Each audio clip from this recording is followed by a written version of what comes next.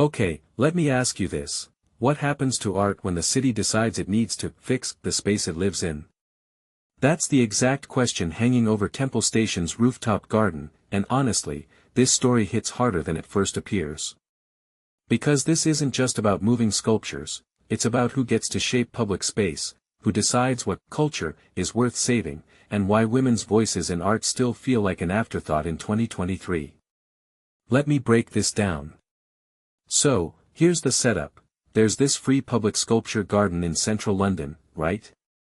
It's been on the roof of Temple Station for 5 years, showcasing female artists, letting people touch the art, relax, and engage with creativity without spending a penny. Now, the owner, Places for London, which is TfL's property arm, says they need to evict the project by October 1 for safety repairs. But the organizers are terrified. Once you disband a project like this, it's gone. And that's where the real tension starts. Personally, I think this exposes a huge blind spot in how cities treat art. Places for London claims the space is legally protected and will stay public, but here's the thing, public access doesn't mean squat if the cultural purpose gets erased. They're talking about exploring alternative locations, but let's be real, moving a site-specific project is like asking a tree to grow in a new forest. The soul of this place is tied to its history, its river views, its defiance of the sterile corporate buildings around it. Moving it kills the whole point. What many people don't realize is how fragile these spaces are. The garden welcomes 100,000 visitors a year, that's a ton of Londoners and tourists, but it survives on charity, not ticket sales. In my opinion, this reflects a bigger problem. We love celebrating culture in cities until it costs money.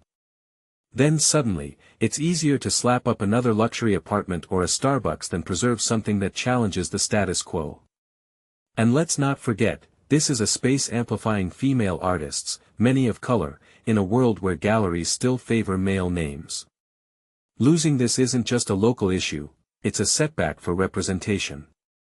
A detail I find fascinating is how visitors describe the garden as peaceful and gorgeous, words that feel radical in a city obsessed with speed and profit. One woman called it immersive, which cracked me up because the real immersion is in seeing art that isn't locked behind velvet ropes. This isn't just about art, it's about reclaiming urban space for the people who actually live there, not just the ones who can afford to. And yet, the system treats it like an optional extra. This raises a deeper question: why do we only discover the value of cultural spaces when they're about to vanish? Laquina McIver, who did the first installation here, called it a post-lockdown return to public space. But now we're in another crisis, not a pandemic, but a preservation crisis. And the city's response feels like a betrayal.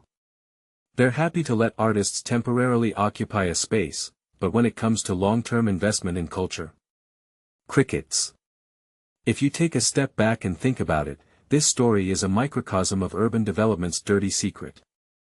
We talk about revitalizing cities, but what we really mean is sanitizing them, removing anything unpredictable, like grassroots art projects, to make way for something more manageable. The artist's garden was messy, interactive, free. It didn't fit the mold of a polished, commodified cultural experience. And that's exactly why it mattered. So here's my closing thought: what if the real repair work needed isn't on the roof, but in how we value art? What if we stopped treating culture as a luxury and started funding it like the oxygen of cities it truly is? I'm not saying, keep the garden exactly as is forever, that's unrealistic. But if London can't find a way to preserve this space's spirit, either in its current location or through a real partnership, then we're just watching another piece of the city's soul get paved over.